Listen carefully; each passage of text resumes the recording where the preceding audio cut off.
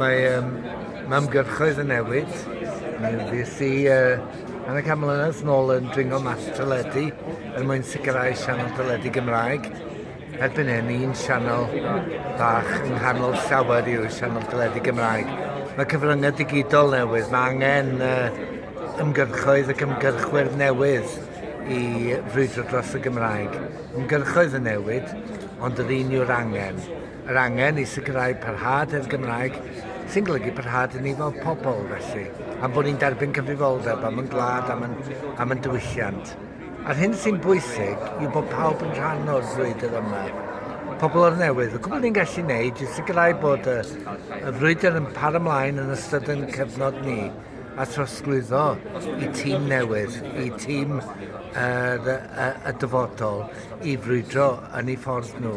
Ond ydyn nhw'n wneud na, mae rhaid bod ni mewn cysylltiad â pobl.